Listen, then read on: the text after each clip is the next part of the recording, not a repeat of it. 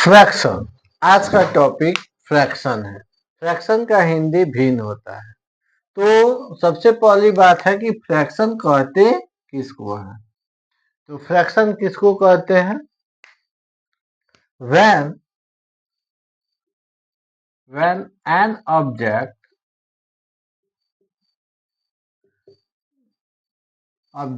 divided into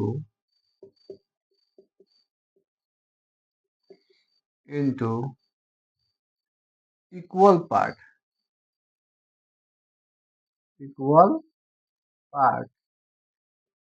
each part is called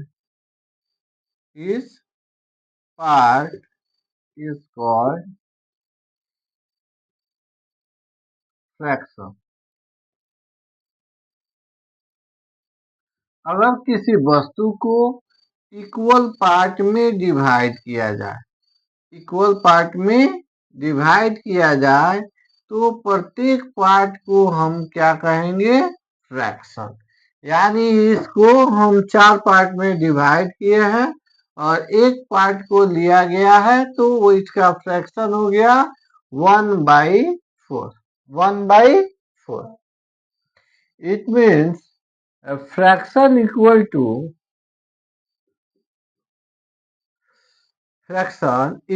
to a part by whole।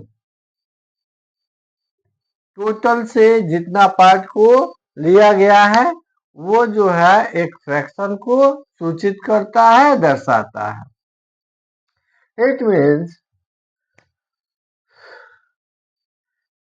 when a number written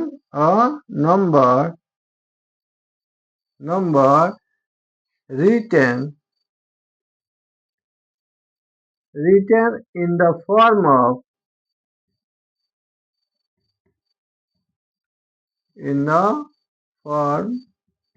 of P by Q,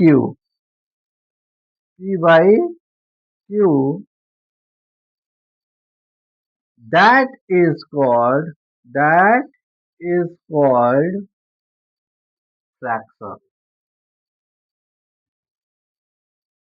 Where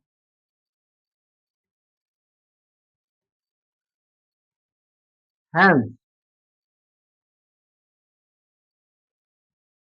P is called numerator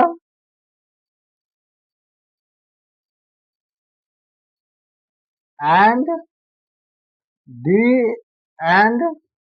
Q is called denominator।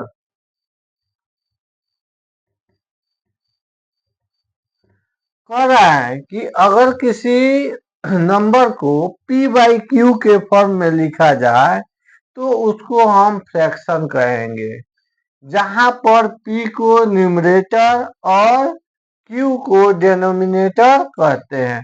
Denominator का अर्थ होता है हिंदी में हर और numerator का अर्थ होता है अंश।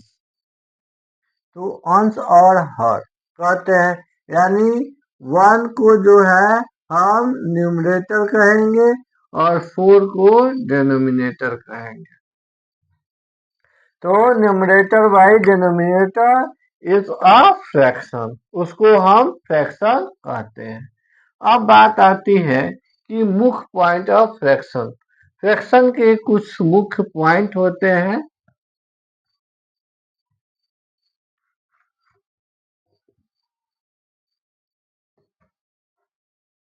Important point क्या है कि first, if a numerator is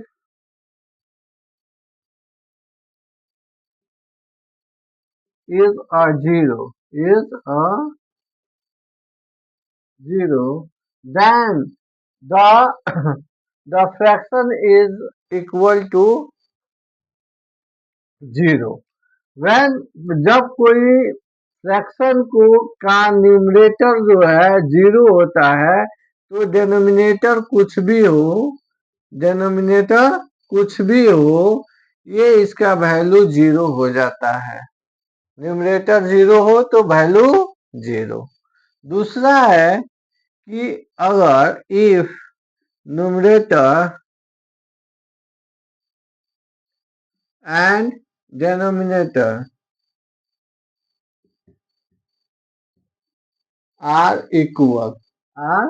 equal equal अगर न्यूमरेटर और डिनोमिनेटर इक्वल हो तो उसका वैल्यू जो है 1 हो जाता है। Then the fraction is equal to 1। अगर न्यूमरेटर और डिनोमिनेटर इक्वल है तो उसका वैल्यू 1 हो जाता है। मतलब हुआ 5/5 equal to 1, 20/20 equal to 1, 125 equal to 125 equal to 1। अगर न्यूमरेटर और डिनोमिनेटर सेम हो तो वैल्यू जो है 1 के बराबर होता है। तीसरा जो है कि अगर न्यूमरेटर में इक्वल नंबर से मल्टीप्लाई कर दिया जाए तो fraction can't be change. Then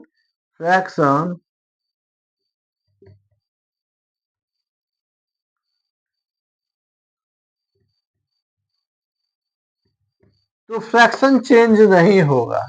अगर इक्वल नंबर से दोनों में इक्वल नंबर से मल्टीप्लाई कर दे या इक्वल नंबर से डिवाइड कर दे, numerator by denominator divided by B.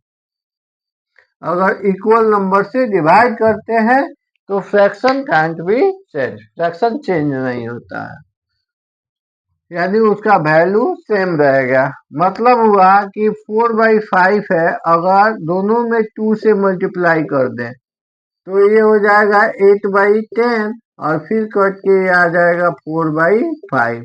तो इसका वैल्यू चेंज नहीं हुआ। मतलब जो है 4/5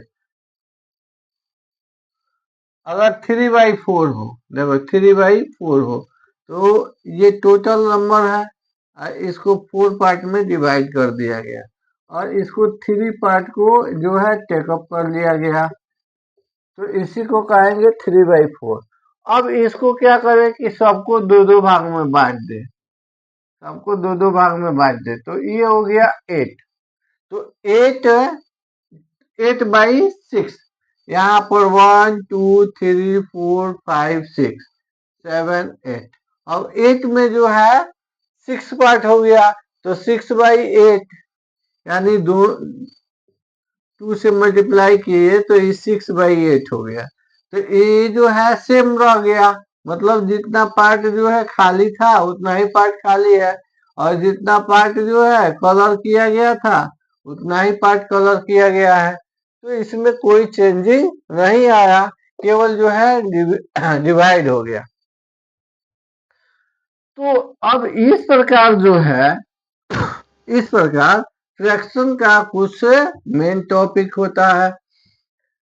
अब यहाँ पर आया कि अगर डिनोमिनेटर 0 हो तो वैल्यू क्या होगा, तो डिनोमिनेटर 0 नहीं होता है, यानी 2/0 नहीं होगा। अगर कोई वैल्यू, डिनोमिनेटर का मतलब होता है होल को जितना पार्ट में डिवाइड करते हैं वो डिनोमिनेटर होता है। तो मतलब हुआ कि अगर कुछ है ही नहीं तो उसको डिवाइड क्या करेंगे, अगर ये कुछ है ही नहीं तो डिवाइड क्या करेंगे, तो इसलिए इसको हम नहीं लिखते हैं। अब बात है कि काइंड्स ऑफ फ्रैक्शन या TYPE, type of fraction. Fraction जो है कितने प्रकार के होते हैं, तो पहला है प्रॉपर फ्रैक्शन।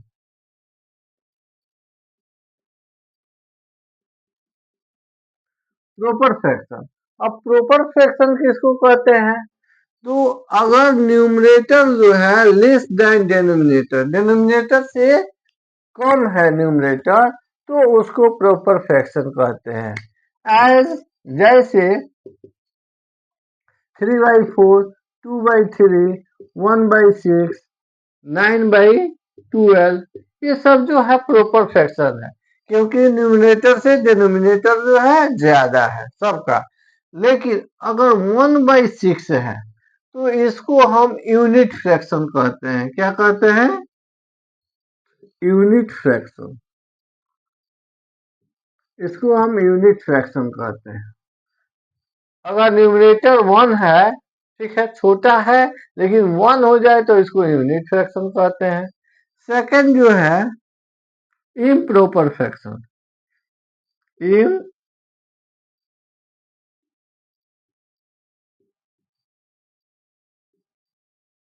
इम्प्रॉपर फ्रैक्शन किसको कहेंगे? तो numerator is greater than denominator. अगर न्यूमरेटर जो है डिनोमिनेटर से ज्यादा है तो इसको इम्प्रॉपर कहेंगे। अगर इक्वल भी है, numerator is equal to denominator, equal या ज्यादा, इसको ऐसे लिखते हैं कि न्यूमरेटर जो है या तो इक्वल या ज्यादा हो डिनोमिनेटर से, तो उसको हम इम्प्रॉपर फ्रैक्शन कहेंगे। जैसे अब 6/4 ये इम्प्रॉपर हो गया, 8/6, 2/9, 12/9, 13/6, ये सब जो है नोमिनेटर ज्यादा है, इसलिए A6/8/8 या तो बराबर है नहीं तो ज्यादा है, तो इसको क्या कहेंगे? Improper fraction. अब बात है 3 number, mix fraction. Mix fraction अगर जो है a fraction is the combination of integer and fraction. अगर कोई फ्रैक्शन जो है इंटीजर नंबर और फ्रैक्शन का दोनों का मिक्सचर है तो इसको हम मिक्स फ्रैक्शन कहते हैं। यानी 5/4 ये जो है मिक्स फ्रैक्शन है, ये मिक्स फ्रैक्शन है। ठीक है, तो अगर मिक्स फ्रैक्शन है तो इसको इम्प्रॉपर फ्रैक्शन में कन्वर्ट करने के लिए क्या करते हैं कि यहाँ पर अगर माइनस है तो माइनस रहेगा, यहाँ 4/3 ऊपर वाला से मल्टीप्लाई कर देते हैं, और ये जो है साइड में जो होता है उसे डिनोमिनेटर को मल्टीप्लाई करते हैं और न्यूमरेटर को ऐड कर देते हैं बाई डिनोमिनेटर। तो ये हो गया 12 और एक 13/3, इसका वैल्यू हो गया 13/3 जो इम्प्रॉपर फ्रैक्शन है, -13/3। इसका हो जाएगा 5/4, इसमें जो है नीचे वाला से मल्टीप्लाई कर देते हैं, यानी डिनोमिनेटर से मल्टीप्लाई कर देते हैं, डिनोमिनेटर को ऐड कर देते हैं अब बाई डिनोमिनेटर। तो यानी 20 और एक 21/4, 21/4 ये जो है इसका इम्प्रॉपर फ्रैक्शन में कन्वर्ट हो गया। वही जो है अगर इम्प्रॉपर फ्रैक्शन है इसको मिक्स फ्रैक्शन में कन्वर्ट करने को कहेगा तो डिवाइड कर देंगे, 13/3, तो 3/4 कैरी 1 आ गया। तो यहाँ पर जो क्वोशेंट है उसको हम क्या होल नंबर में लिखते हैं, इंटीजर नंबर हो जाता है, और फ्रैक्शन हो जाता है जो रिमाइंडर होता है और जिससे डिवाइड करते हैं, यानी ये आ गया आपका इक्वल टू इतना। वही उसी प्रकार है 21 को 4 से मल्टीप्लाई करेंगे, डिवाइड करेंगे, तो 4×5 = 20, कैरी 1 हो गया, रिमाइंडर 1 हो गया। तो हम क्या करते हैं कि जो क्वोशेंट होता है उसको लिखते हैं और रिमाइंडर को नोमिनेटर बना देते हैं और डिवाइडर को हम डिनोमिनेटर। अब ये जो है इक्वल टू आ गया आपके इसके, आ गया। तो इम्प्रॉपर फ्रैक्शन को मिक्स फ्रैक्शन को इम्प्रॉपर फ्रैक्शन में कन्वर्ट करने का और इम्प्रॉपर फ्रैक्शन को फिर मिक्स फ्रैक्शन में कन्वर्ट करने का दोनों तरीका मालूम हो गया। अब इसके बाद जो आता है उसको कहते हैं कॉम्प्लेक्स। कॉम्प्लेक्स मीन्स होता है जटिल। ये थोड़ा सा जटिल फ्रैक्शन है। कॉम्प्लेक्स फ्रैक्शन मतलब जटिल fraction. Complex fraction, complex fraction. अब यहाँ जो होता है व्हेन और न्यूमरेटर या डिनोमिनेटर या both denominator and denominator are a fraction, are a fraction is called complex fraction. कहने का मतलब है कि नोमिनेटर और डिनोमिनेटर या नोमिनेटर या डिनोमिनेटर या बोथ या दोनों एक फ्रैक्शन हो तो इसको कॉम्प्लेक्स फ्रैक्शन कहते हैं।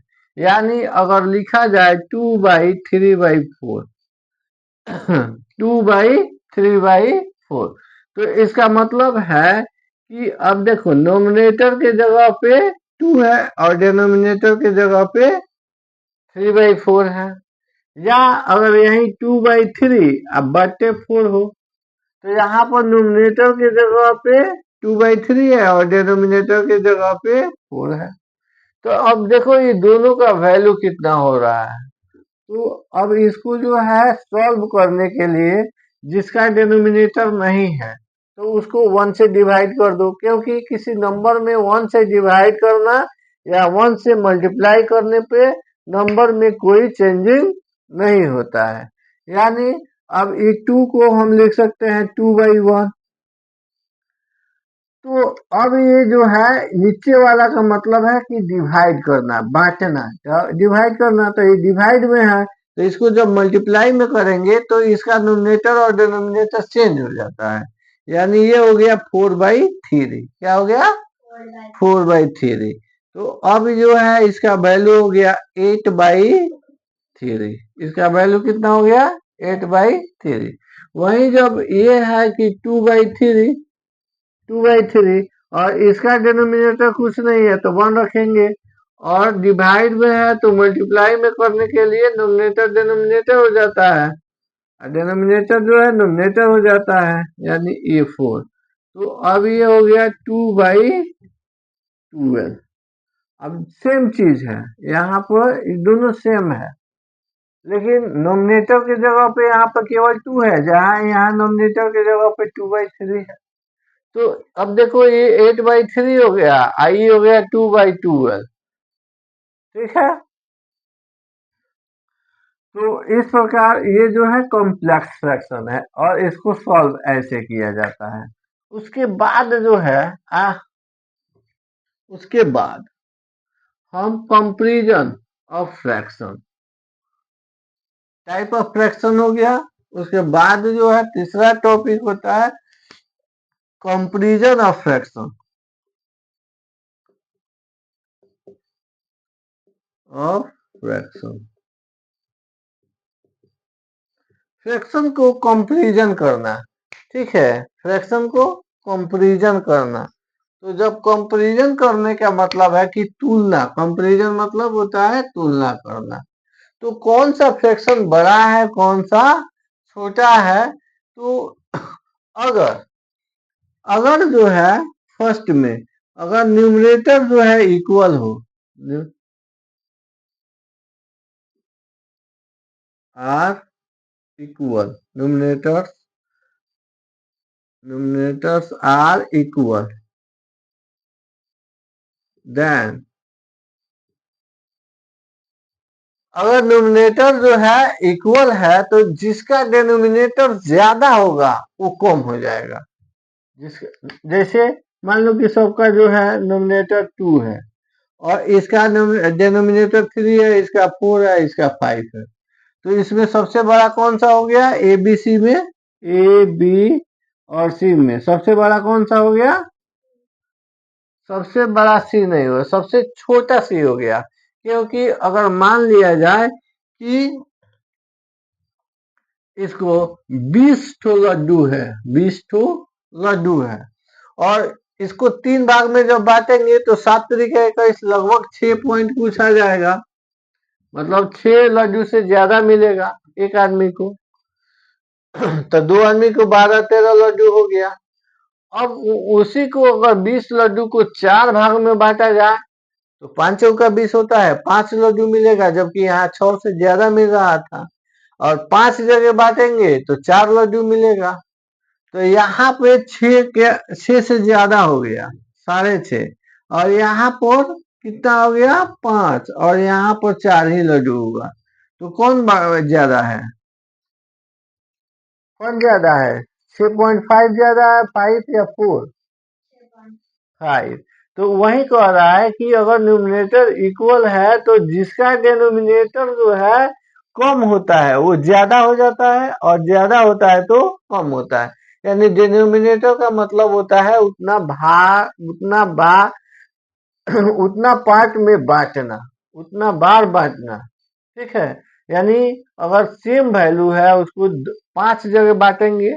1 किलो चीनी है, अगर 1 kg चीनी है तो 5 जगह बांटेंगे तो 200-200 ग्राम मिलेगा, मिलेगा ना। और 4 जगह बांटेंगे तो 250 ग्राम मिलेगा। और 3 जगह बांटेंगे तो 333 ग्राम मिल जाएगा, 333 ग्राम मिलेगा। तो ये जो है कौन बड़ा है? 33 ग्राम। तो ये ना बड़ा हो गया। तो जितना कम भाग भाग में बांटेंगे उतना वो बड़ा हो जाएगा। अब जो है कि अगर डिनोमिनेटर इक्वल हो, अगर डिनोमिनेटर इक्वल हो,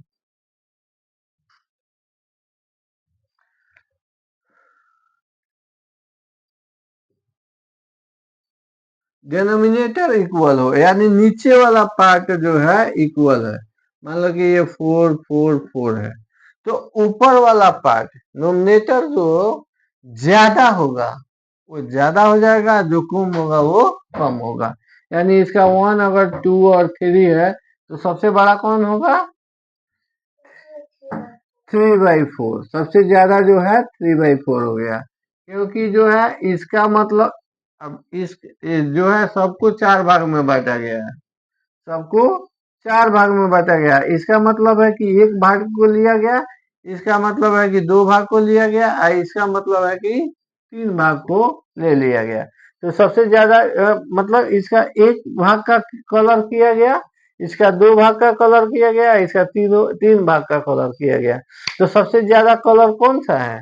3 नंबर वाला। तो यही ना बड़ा हो गया। तो अगर जो है डिनोमिनेटर इक्वल होगा तो जिसका नोमिनेटर ज्यादा होगा वो बड़ा हो जाएगा, और जिसका कम होगा वो छोटा हो जाएगा। उसी प्रकार अगर नोमिनेटर इक्वल हो तो जिसका डिनोमिनेटर बड़ा होगा वो छोटा हो जाएगा, जिसका डिनोमिनेटर बड़ा होगा वो छोटा हो जाएगा। तो इसको आता है कि असेंडिंग और डिसेंडिंग ऑर्डर में सजाने के लिए, असेंडिंग और डिसेंडिंग ऑर्डर में सजाने के लिए। तो अब इसका सहायता से हम उसको सॉल्व कर देंगे। लेकिन अगर अब ये थोड़ा सा 4/5 है और यहाँ पर जो है 6/7 है, 6/7 है, तो इसमें से कौन सा बड़ा और कौन सा छोटा है? अब ना इसका नोमिनेटर इक्वल है ना डिनोमिनेटर इक्वल है, तो इसको कैसे पता करेंगे? तो एक डिसिमल का डिवाइड होता है, तो डिसिमल में कन्वर्ट करके देख लेंगे। और नहीं तो एक ट्रिक होता है कि इसके इसके डिनोमिनेटर से इसको मल्टीप्लाई कर देंगे, और इसके डिनोमिनेटर से इसको मल्टीप्लाई कर देंगे, और जो बड़ा होगा वो बड़ा हो जाएगा। तो 7×4 = 28, 28/5, 28 हो गया मान लो ये। और ये जो है 5×6 = 30। तो ये अब बड़ा हो गया, इधर वाला बड़ा हो गया, ये छोटा हो गया। ठीक है, ये वाला बड़ा हो गया, ये छोटा हो गया। लेकिन वही 2/3 है और 3/4 है, तो ये 4 दूनी 8 और 9, तो ये भी, इसमें भी ये बड़ा हो गया। तो इस प्रकार हम इसको देखते हैं। अब बात आती है आगे कि इसका एलसीएम और एचसीएफ कैसे निकालते हैं। नंबर को, फ्रैक्शन का एलसीएम और एचसीएफ। तो जब हम क्या बोलते हैं एलसीएम और एचसीएफ फैक्टर और मल्टीपल पढ़ाएंगे, तो उस वक्त इसको सॉल्व किया जाएगा कि फ्रैक्शन का मल्टीपल और ये जो है एलसीएम और एचसीएफ कैसे फाइंड आउट करते हैं। ठीक है, तो असेंडिंग और डिसेंडिंग ऑर्डर में सजाने का पता हो गया। तो अब इस प्रकार जो है अब नेक्स्ट टॉपिक होगा उसमें हम बताएंगे कि इसका एलसीएम एचसीएफ कैसे निकलेगा और कुछ पॉइंट है उसको सॉल्व किया जाएगा। चलिए, थैंक यू।